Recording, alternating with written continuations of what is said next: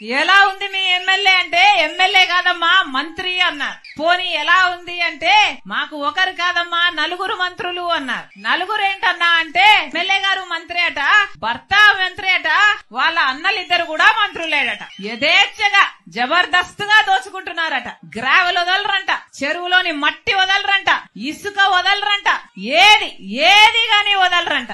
ఆఖరికి పేద వాళ్ళ కోసం హౌసింగ్ కడితే ఆ హౌసింగ్ మాఫియాలోనే చేతులు మారడంలోనే 100 కోట్లు సంపాదించుకున్నారమ్మా అన్నారు. పేద వాళ్ళకు కట్టే ఇళ్లల్లో ఆఖరికి చిన్న ఉద్యోగాల కోసం వచ్చినా కూడా కమిషన్లు తీసుకుంటారమ్మా. ఎవరన్నా వెంచర్లు వేశారంటే ఆ వెంచర్ లో వీళ్ళకి ప్లాట్లైనా ఇవ్వాలి, లేకపోతే కప్పమైనా కట్టాలి. వీళ్ళ కన్ను పడింది అంటే ఆ ప్లాట్ గా మిగలదమ్మా, వాళ్ళ స్వాహా చేసేస్తారు అన్నారు.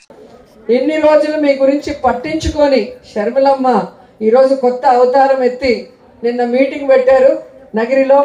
నేను వైఎస్ఆర్ బిడ్డ అని చెప్పుకోవడం తప్ప వైఎస్ఆర్ గారిని అభిమానించే మీకోసమైనా వైఎస్ఆర్ గారికి పేరు తెచ్చే విధంగా ఏమైనా ఒక మంచి పని చేసిందా అంటే ఏమీ చేసింది లేదు.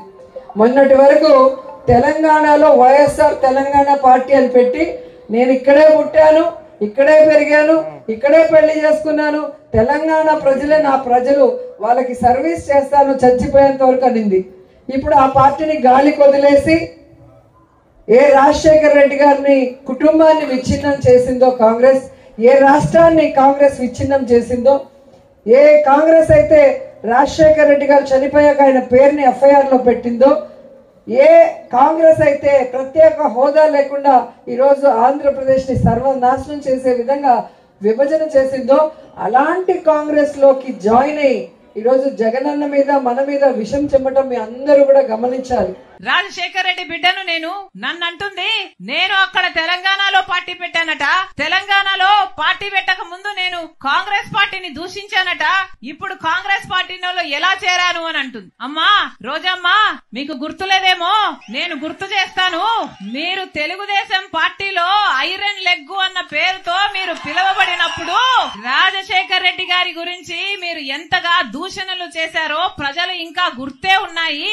రాజశేఖర్ రెడ్డి గారంత మహా మనిషిని పట్టుకొని రాజశేఖర్ రెడ్డి గారి గురించి మాట్లాడిన మాట పిచ్చి పిచ్చి వాగుడు. రాజశేఖర్ రెడ్డి గారి పంచ విప్పి కొడతాను అన్న పిచ్చి పిచ్చి మాటలు మాట్లాడిన ఆవిడ ఈ రోజా నా గురించి మాట్లాడుతుందా? రాజశేఖర్ రెడ్డి బిడ్డను నేను. షర్మిల గారు ఈరోజు కాంగ్రెస్ లో చేరి వైఎస్ఆర్ ఆత్మని క్షోభించే విధంగా చేసింది.